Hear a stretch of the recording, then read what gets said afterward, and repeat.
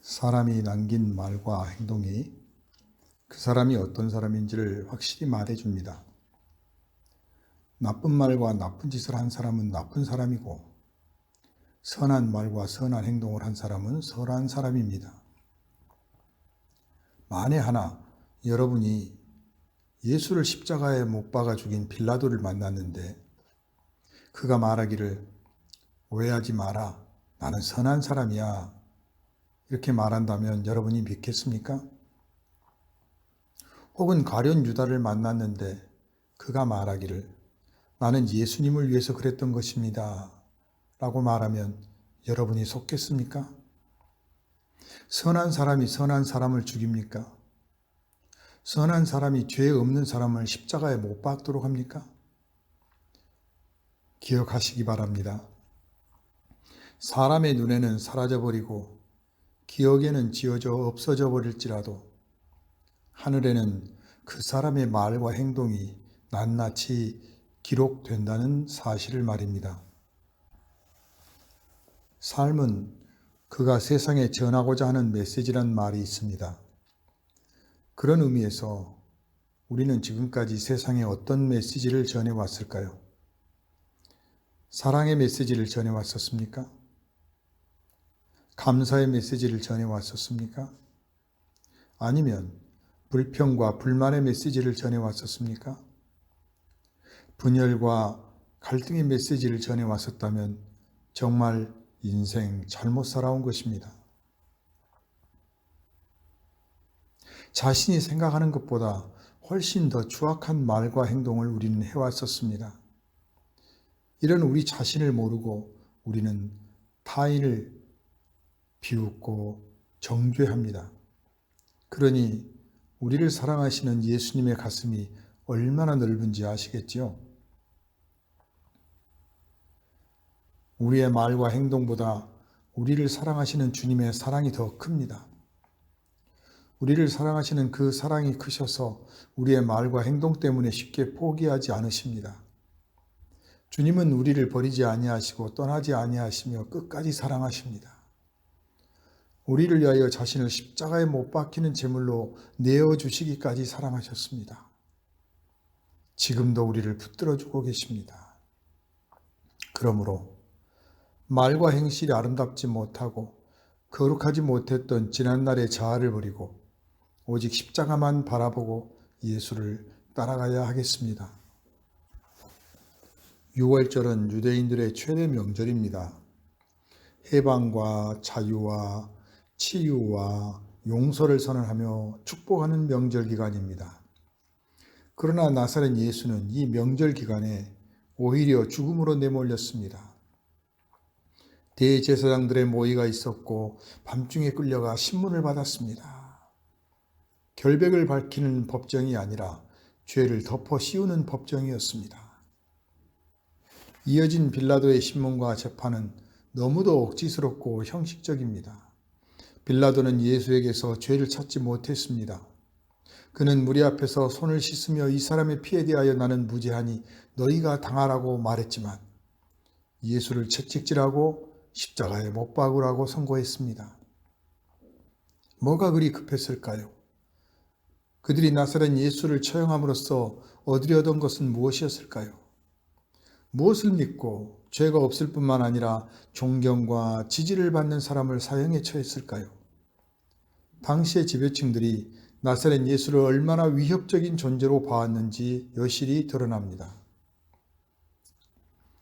유대 종교 지도자들은 물론 빌라도 역시 그동안 예수께서 얼마나 선한 일을 많이 해왔는지를 알고 있었습니다.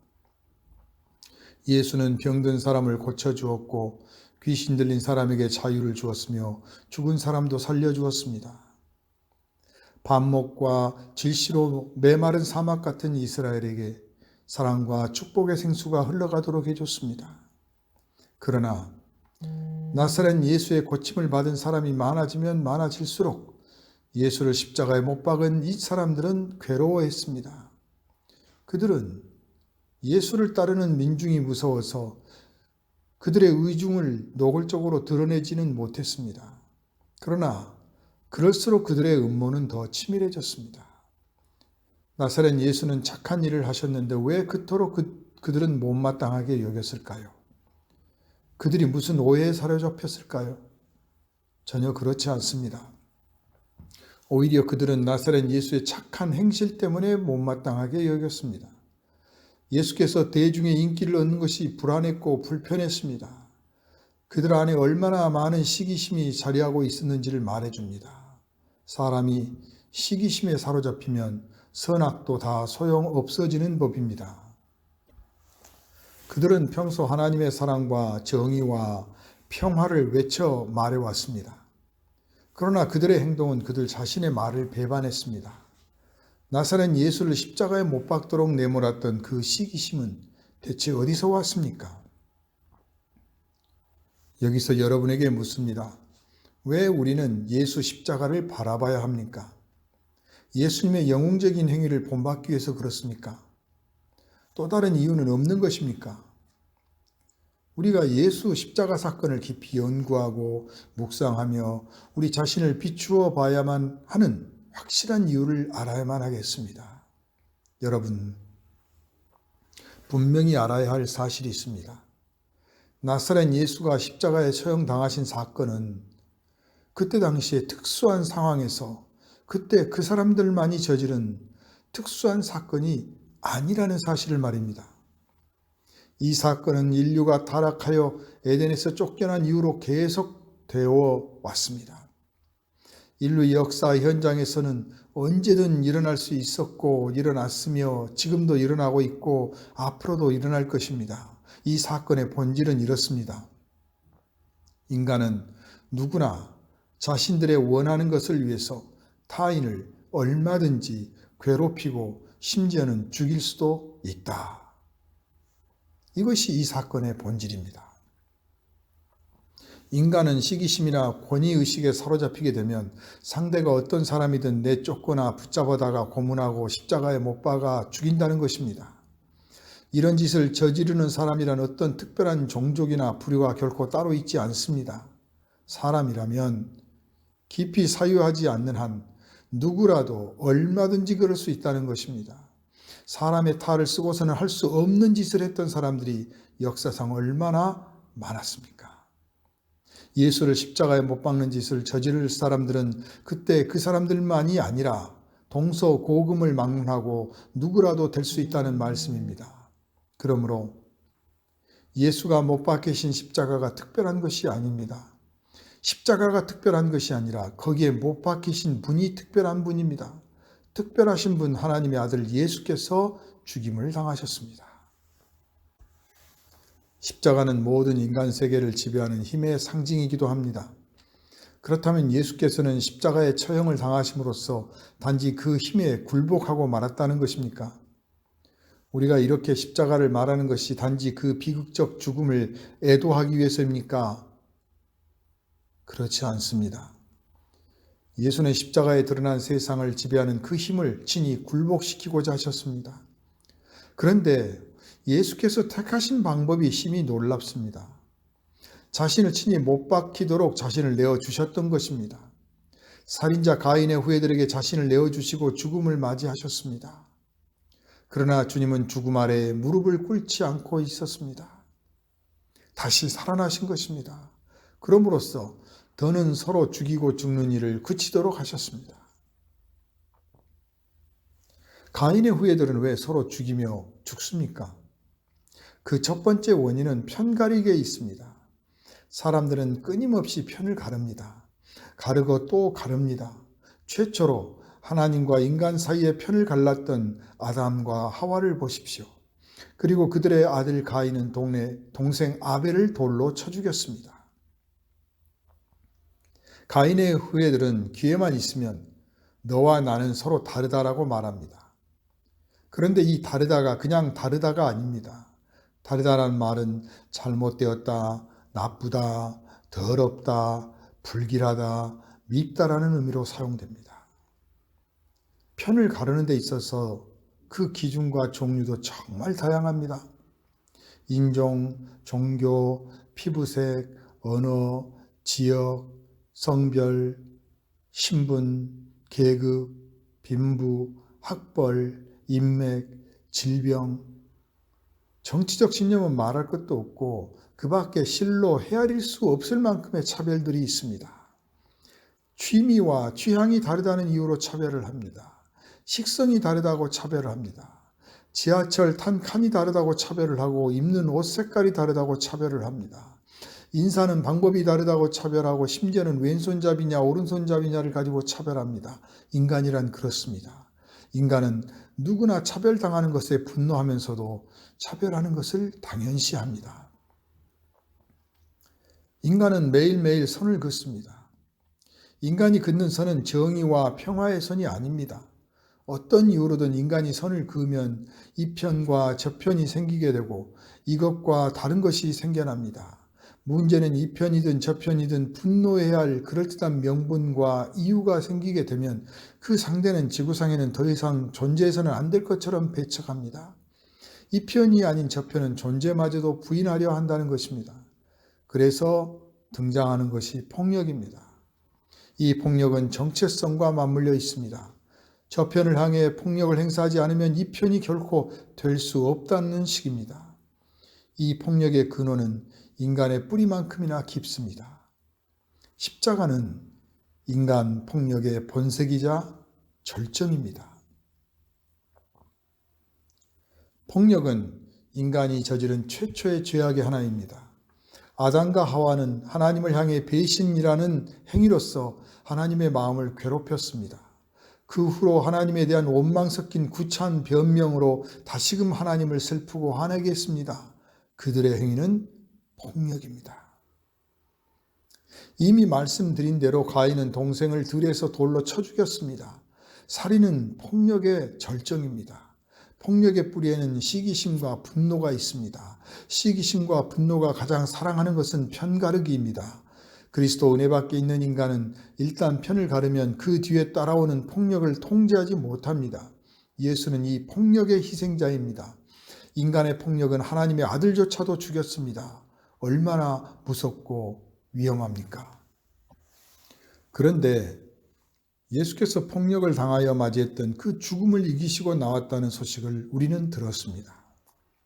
폭력에 굴복하여 죽은 줄로만 알았던 예수께서 폭력을 이기셨습니다.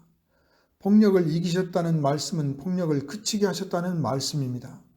편가르기와 그에 따른 폭력이 모든 힘을 잃고 더는 이 세상을 지배하는 권세가 될 수 없다는 하나님 아들의 선언입니다. 예수는 붙잡아 주시려는데 세상은 거절하며 예수는 품어주시려 하는데 세상은 그 손길을 뿌리치고 달아납니다. 하나님의 은혜를 거절할 뿐만 아니라 그 은혜에 맞서 폭력을 행사하는 존재가 바로 인간입니다. 이는 그가 사망에 매어 있을 수 없음이라는 말씀을 주목하십시오. 예수는 폭력에 맞서 폭력으로 대항하지 않으셨습니다. 예수는 편가르기에 맞서 편을 가르지 않으셨습니다. 예수는 세상의 방법과는 반대로 하셨습니다. 세상의 폭력을 당하면서도 세상의 방식으로 맞서지 않음으로써 원수를 맺지 않았습니다. 원수 맺기를 바라는 사탄에게 속지 않으면 사탄은 그 힘을 잃고 맙니다. 사탄에게 속지 않은 사람은 원수 맺기를 하지 않습니다. 이렇게 해서 예수는 세상의 힘을 무력화하셨습니다. 여러분 확실히 아십시오. 원수와 똑같은 방식으로 갚는다면 끝끝내 원수 맺음을 풀 수 없습니다. 사망에 매여 있을 수 없다는 말씀은 예수께서 피해자로만 머물고 계시지 않는다는 말씀입니다. 편가르기를 내버려 두지 않겠다는 말씀입니다. 폭력이라는 수단이 확대해 재생산되는 왁순환의 거리를 끊어버리겠다는 말씀입니다. 여러분 혹시 살면서 어떤 피해를 당했다면 계속해서 그 피해자로만 머물고 계시지 마시기 바랍니다. 오히려 그 피해의 고리를 끊어버리는 사람이 되시기를 바랍니다. 나사렛 예수의 죽음은 한 인간 영웅 예수의 죽음이 아닙니다. 나사렛 예수의 죽음은 하나님의 아들이 죄 많은 인생을 위하여 거룩한 제물이 되어 죽은 희생입니다. 예수의 죽음은 아버지 하나님의 뜻을 따르는 것이었습니다. 아버지의 뜻은 하나님의 아들이 죄인을 위하여 희생의 제물이 되는 것이었습니다. 예수의 죽음이 우리를 위한 것이듯 예수의 부활 또한 우리를 위한 것이 되는 줄 믿습니다. 예수가 십자가의 폭력을 우리를 위하여 그리고 우리를 대신해서 당하신 것이듯 그 폭력을 이겨내신 예수의 부활 또한 우리가 마침내 폭력을 이기는 힘이 될 줄로 믿습니다. 예수를 십자가에 못 박은 사건은 하나님이 우리 인간의 폭력성을 고발하는 현장입니다. 예수의 죽음은 속죄 제물이기 때문에 예수 십자가에는 죽인 자도 죽임을 당하는 자도 함께 못 박힙니다. 그리고 죽음의 고통을 견딘 후에 무덤에서 일어나신 예수의 부활은 우리의 폭력성이 하나님 앞에 그리고 인류 사회에서 얼마나 무력하고 무능한가를 보여주시는 사건입니다. 그러므로 죽음보다 더 큰 권세를 가지신 하나님을 진정으로 두려워하고 모든 폭력에 대한 포기를 선언해야 합니다. 예수께서 부활하셨습니다. 그동안은 폭력을 지배와 구원의 도구로 삼아왔습니다. 그러나 이제부터는 예수 십자가의 방식의 새로운 힘이 세상을 지배하게 될 것입니다. 이 새로운 힘은 먼저 우리 성도들의 각 가정과 일터에서 마을에서 점점 더 크고 분명하게 드러나서 마침내 온 세계를 덮게 될 것입니다. 편을 가르고 차별하며 적대시하고 폭력을 행사하던 사람들이 변화를 받을 것입니다. 서로에게 마음을 열어 서로를 인정하고 서로의 부족한 점을 채워나가며 합력하여 선을 이루는 그런 날이 속히 올 것입니다. 좋은 영향력을 서로 주고받는 선한 사람들로 세상은 가득할 것입니다. 십자가의 죽음 이후 부활이 있습니다. 하나님은 예수가 십자가에 못 박히실 때 우리도 함께 못 박히도록 내어주셨습니다. 그러므로 우리는 예수가 부활하신 것처럼 우리도 부활하게 될 줄 믿습니다. 너희가 십자가에 못 박은 예수를 하나님이 주와 그리스도가 되게 하셨다는 말씀을 보십시오. 사람이 아무리 하나님의 뜻을 거스르고 대항할지라도 하나님의 뜻은 반드시 이루어집니다. 하나님이 선하신 뜻을 이루시기에 모든 것을 사용하십니다. 선한 자는 선한 날에, 악한 자는 악한 날에 쓰십니다. 그러므로 모든 악을 버리고 하나님의 선하신 뜻에 순종하십시오. 예수 십자가를 믿으십시오. 부활하신 예수를 여러분의 믿음의 주로 삼으십시오. 할렐루야. 부활하신 예수께 영광을 돌리고 그